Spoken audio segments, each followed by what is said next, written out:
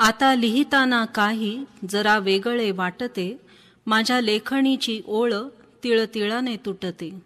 आणि दाटतो हुंदका वेळ अवेळ पाहिना, डोळे फोडून वैरीण रात्र सताड जागते. शब्द अनाथ दिसती, रेग हळूच ओढावी, टिंब ठेवूनही अंती, गीत अपुरे वाटते, गीत अपुरे वाटते. या अतिशय सुंदर ओळी लिहिल्या आहेत माणिक गोडघाटे यांनी, म्हणजेच मराठी कवितेच्या क्षेत्रात 1957 पासून आपला ठसा उमटवणाऱ्या कवी ग्रेस यांनी. कवी ग्रेस म्हटलं की आठवतं त्यांचं काव्य आणि त्यांच्या काव्याची वैशिष्ट्ये गूढता आणि दुर्बोधता अशी महती असल्यामुळे एक मोजकाच वाचक वर्ग त्यांच्या काव्यावर निस्सीम प्रेम करणारा बघायला मिळतो. आम रसिक काव्यप्रेमी त्यांचं काव्य दुर्बोध म्हणत बिचकूनच असतात, त्या वाटेला जात नाहीत. तरी पण गूढ काव्य असल्यामुळे त्यांच्या काव्याबद्दल उत्सुकता, जाणून घेण्याची इच्छा ही असतेच. त्यांच्या अनेक कवितांना स्वरबद्ध होऊन त्या रसिकांपर्यंत फक्त पोचवल्याच नाहीत, तर त्या खूप लोकप्रियही झाल्या. अशीच एक रचना ऐकूया. ते गेले तेव्हा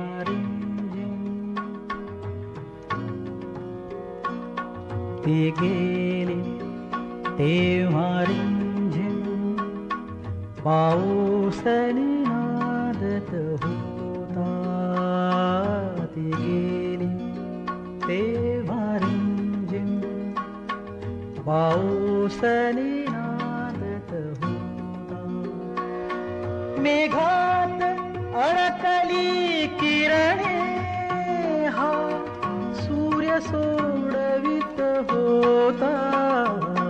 ती गेली ती गेली ती गेली तेव्हा रिमझिम पाऊसनी नादत होता.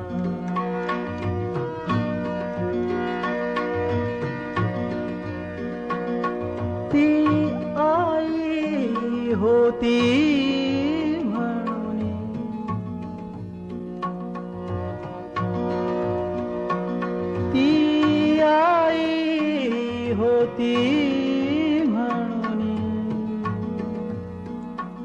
घन व्याकुळ मीही रडलो. घन व्याकुळ मीही रडलो. ती आई होती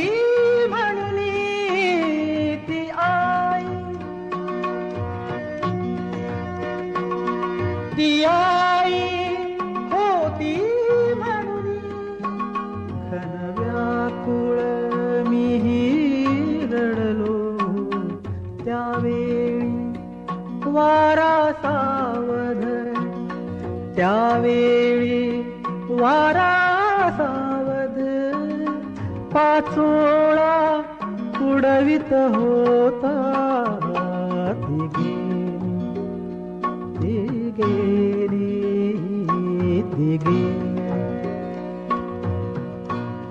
ग्रेस यांच्या कवितेत एक विलक्षण सामर्थ्य आहे. काव्य वाचता वाचता त्यात गुरफटून जायला होतं आणि शब्दांचं आकलन होईपर्यंतच ओळ संपते. आणि अशा ओळी मागे ओळी ऐकत रसिक मंत्रमुग्ध होतो. त्याला जाग येते तेव्हा ते काव्य वाचून संपलेलं असतं. म्हणून कविता वाचताना भान हरपणे, तदनंतर भानावर येणे या अनुभवांचा प्रत्यय येतो. ह्या ओळी ऐका. आज केशरी थेंबांनी जाग आणली कोवळी, हाका हाकांच्या लेण्यात सूर घुमले पोवळी. निळा ओल्याव्याच्या काठी आज नारिंगाचे बन, झाली तरंग तरंग स्निग्ध मेघांची पोकळी. रित्या मुठीत झाकला शुक्रप्रभेचा अनंत, स्पर्शास्पर्शात गोंदले स्वप्न राधेचे हिवाळी. ही एक अतिशय मातृत्वाचे व प्रतिभाभावनेचे साफल्य अभिव्यक्त करणाऱ्या सुंदर ओळींची रचना. आता ऐकूया त्यांची एक स्वरबद्ध केलेली रचना. तुला पाहिले नदीच्या किनारी, तुला पाहिले नदीच्या किनारी, तुझे केस पाय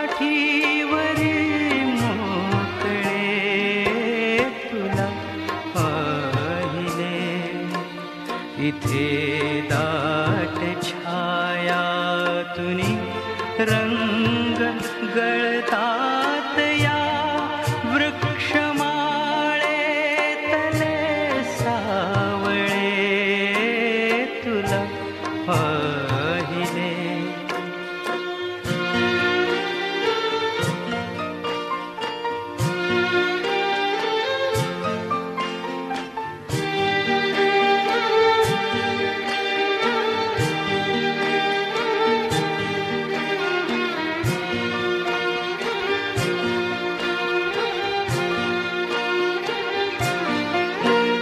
तुझी पावले गे धुक्याच्या महालात ना वाजली ना कधी नादली.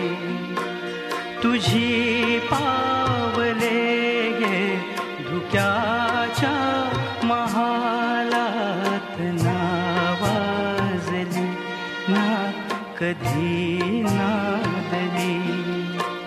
निळा गर्द भासे नभाचा किनारा, निळा गर्द भासे नभाचा किनारा न माझी मला अंतुला सावली तुला पाहिले. कवी ग्रेस यांच्या कवितेत निसर्गाच्या वर्णनाची रेलचेल आहे. खरं तर हा मराठवाड्यातला कवी म्हणजे शुष्क उष्ण प्रदेशातला. तरीही त्यांच्या कवितेत समुद्राचा गाज, डोलणारे माड, नदीचा घोष, फळं फुलं वृक्ष पशु पक्षी सगळेच दिमाखाने वावरतात. नावातच ग्रेस म्हटल्यावर त्याचे यथार्थ प्रतिबिंब काव्यात दिसणारच. म्हणजे दिमागदार रुबाबदार चित्रण अभिप्रेतच आहे. फक्त त्याला दुर्बोधतेचा, गूढतेचा आणि म्हणूनच अद्भुततेचा जो साज चढलाय, त्यामुळे ते परत परत वाचून त्याचं रसग्रहण करावं लागतं. उदाहरणार्थ, पांढऱ्या शुभ्र हत्तींचा रानातून कळप निघाला, संपूर्ण गर्द शोकाच्या झाडातही मिसळून गेला. या काव्यामध्ये पांढरे शुभ्र हत्ती म्हणजे पांढरे ढग, ते कवीच्या मनातील शोकवृक्षात शिरले आहेत. असा हा अर्थ लक्षात घेतल्यावर कवीच्या सृजनतेचा, कल्पनाशक्तीचा प्रत्यय येतो. म्हणून अचंबा, कौतुक वाटल्याशिवाय राहवत नाही. ग्रेस यांच्या कवितेत आणखी एक गोष्ट प्रकर्षाने जाणवते, ती उदासीनता, व्याकुळता. जसा हंबरणाऱ्या गायीचे आर्तसूर, मृत्यूभयान देहाची पोकळी, जीर्ण शीर्ण झालेल्या कौलातून गळणारी हवा वगैरे. ग्रेस म्हणतात की दुःख सार्वभौम आहे. ते कसे सोसावे आणि स्वीकारावे याच्या पद्धती व्यक्तिगणिक भिन्न असतात, वेगवेगळ्या असू शकतात, पण दुःख दुःखच राहते. दुःख आपल्याशी निष्ठावंत असते तर आपणही दुःखाशी एकनिष्ठच राहिले पाहिजे. म्हणून कवी म्हणतो, कुणी पेरले रे माझ्या डोळी भाव, त्याचे झाले घाव काळ झाला. किंवा दुःख सांगितले की हलके होते, आकर्षक होते जगून दाखवले की, मरून दाखविल्यावर दुःख मिटते. अथवा कसल्या दुःखाने सुचते हे गाणे, गळतात पाने झाडांचीही. कवीच्या वाट्याला दुःख एकटे येत नाही, त्याबरोबरच येतं पोरकेपण, अनाथपण, एकांत आणि एकाकीपण. याची अनुभूती अनेक काव्यांमधून दिसते. रंगास्त या कवितेत कवी म्हणतो, अशा दिशा हरवतात आणि अशा दिशा उगवतात, मनाचे सर्व आभास दुःखाच्या एवढ्या समर्थ वैभवातही असतात, पराधीन पोरके आणि सर्वस्वी अनाथ. आता ऐकूया त्यांचीच एक स्वरबद्ध केलेली कविता. कवितेचे बोल आहेत, पाऊस कधीचा पडतो, झाडाची हलती पाने, हलकेच जाग मज आली, दुःखाच्या मंद स्वरांनी. पाऊस कधीचा पडतो,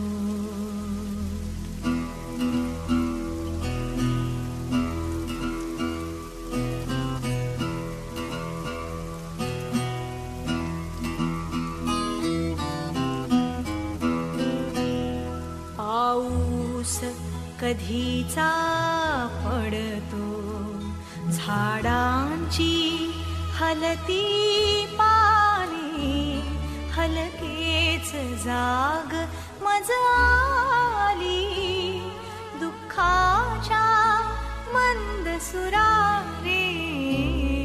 पाऊस कधीचा पडतो,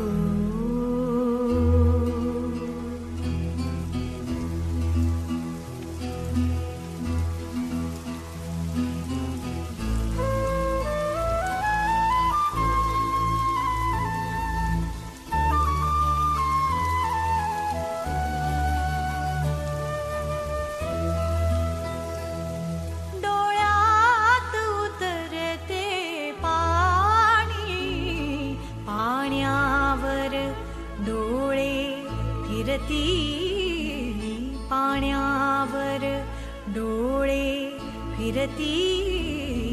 रक्ताचा उडला पारा, रक्ताचा उडला पारा. या नितळ उतरणीवरती पाऊस कधीचा पडतो.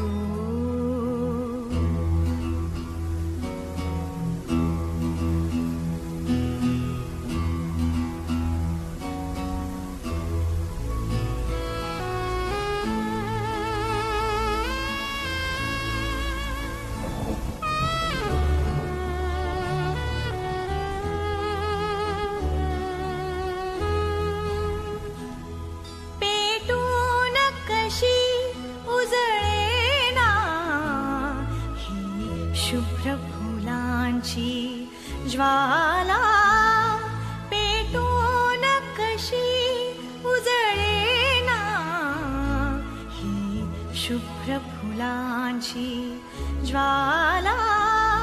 ताऱ्यांच्या प्रहरापाशी,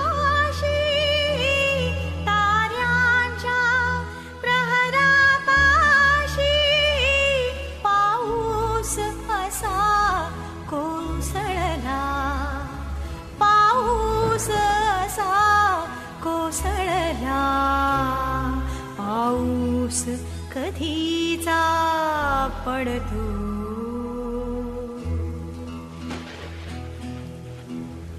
आई या संकल्पनेविषयी बोलताना ग्रेस यांनी एक विधान केले आहे. ते असे: she stands in my poetry as a supreme symbol of entire womanhood. कवी आणि त्याची आई त्यांच्यातील नाते साधे सरळ नाही. कवी आणि आई दुःखाच्या अतूट नात्यांनी परस्परांना बांधलेले आहेत. उदाहरणार्थ, रंगीत खेळणी माझी ही दे ना मज खेळाया, इवल्याशा बाळ मुठीतून घे काढून आपुली काया. किंवा संध्याकाळी आई देवघरात रडते, तिच्या पदराच्या मागे केवड्याचे पाते. आम्ही भावंडेही भयडोळी वागवितो, चांदण्यात आईसाठी वारादारी येतो. पाऊस गाणे या कवितेत कवी म्हणतो, इवल्याशा पक्षांच्या डोळी वृक्ष थबकले सारे, आणि मुळाला त्यांच्या उपटे वेड घेतले वारे.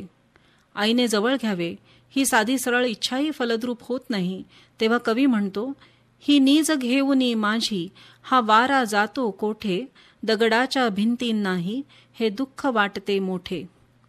कवीच्या आयुष्यात आईच त्याच्या दुःखाचे कारण आहे. तिने त्याला झिडकारलं, नाकारलं आहे. हे सत्य कटू तर आहेच, पण भेसूर, अस्वस्थ करणारं आहे. ते झिडकारल्यामुळे येणारं पोरकेपण फार दाहक आहे. आईचं बेबंद स्वैरपणाच्या वर्तनाने कवीला नैसर्गिक वाटणारी आईबद्दलची ओढ आणि प्रेम यात आत्यंतिक द्वेष पण मिसळला आहे. म्हणून आईची एक मिश्र प्रतिमा तयार होते. कारण एका काव्यात कवी विचारतो, आडवाच झोपलो असतो मी ही गर्भाशयात, तर येऊ दिले असते का तुझ्या वाट्याला माऊलीचे भाग्यपण. कवी ग्रेस वाचणाऱ्याचं भावविश्व ढवळून टाकतो. अशा या प्रतिभावान कवीची आणखी एक स्वरबद्ध केलेली रचना ऐकूया. घर थकलेले संन्यासी, घर थकलेले संन्यासी, हळूहळू भिंतही खचते आईच्या डोळ्यामधले नक्षत्र मला आठवते, घर थकलेले संन्यासी.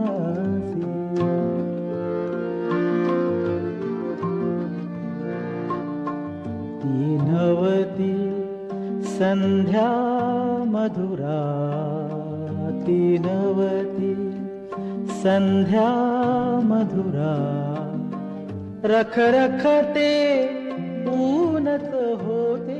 ग्रेस हे वृत्तपत्रे, मासिके, रेडिओ या माध्यमांद्वारे रसिकापर्यंत पोचलेले आहेत. त्यांच्या कविता आणि ललित गद्य सातत्याने प्रकाशित होत आहे. त्यांना अनेक वाङ्मयीन पुरस्कारही प्राप्त झालेले आहेत. एक आव्हान म्हणून युगवाणी आणि संदर्भ सारख्या वाङ्मयीन चळवळीचे नेतृत्वही त्यांनी केले आहे. साहित्य अकादमी, विश्वकोश वगैरे सारख्या सरकारी समित्यांवरही त्यांनी काम केलेले आहे. संध्याकाळच्या कविता हा त्यांचा पहिला काव्यसंग्रह प्रकाशित झाला 1967 मध्ये. चंद्रमाधवीचे प्रदेश हा त्यांचा दुसरा काव्यसंग्रह तयार असूनही प्रकाशित झाला 1977 मध्ये, कारण राजपुत्र आणि डार्लिंग हा खरा नंतरचा संग्रह प्रसिद्ध झाला 1974 मध्ये. त्यांच्या कविता वीणा, प्रतिष्ठान, छंद, दीपलक्ष्मी, अनुराधा, रूपगंधा, नवलेखन, मेनका, रहस्यरंजन, दीपावली या विविध मासिकांमधून छापून आलेल्या आहेत. तसंच गावकरी, केसरी आणि तरुण भारत नागपूर या वृत्तपत्रांमधून पण त्यांच्या कविता प्रसिद्ध झाल्या आहेत. राष्ट्रशक्ती वगैरे दैनिकातूनही ग्रेस यांनी कविता प्रसिद्ध केल्या आहेत. वेरावळीय समुद्राचे दृष्टांत ही कविता हंसच्या दिवाळी अंकात प्रसिद्ध झाली. ती लिहिली 23 जून 1985 मध्ये. त्याचा आवर्जून उल्लेख ह्याचसाठी कारण ती आत्मचरित्रात्मक आहे.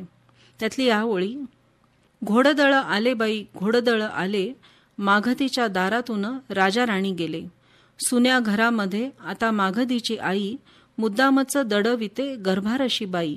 राजा राणी चांदण्यात वाहून या गेले, मागधीला कासवीचे बीज सापडले. अशा तीव्र पण तरीही तरल संवेदनांना भिडणारा, त्याच्या कवितेचा शोध घ्यायला लावणारा आणि त्यामुळे कवितेने भुरळ पाडणारा, अनेकविध भावभावनांच्या विश्वात समर्थपणे वाचकाला नेणाऱ्या एका महान कवीला, कवी ग्रेस यांना तमाम रसिक चाहत्यांचा मनापासून नव्हे हृदयापासून केलेला हा साहित्यिक सलाम.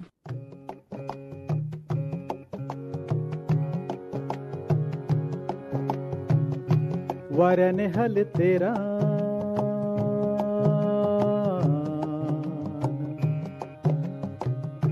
तुझे सुनसान,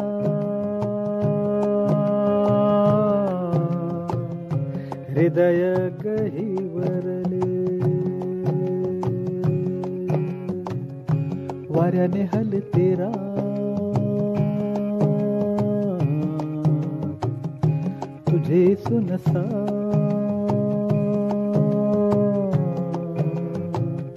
हृदय गहिवरले. गाईचे डोळे करुण उभे की, सांज निळाईतले. वाऱ्याने हलते रान, तुझे सुनसान,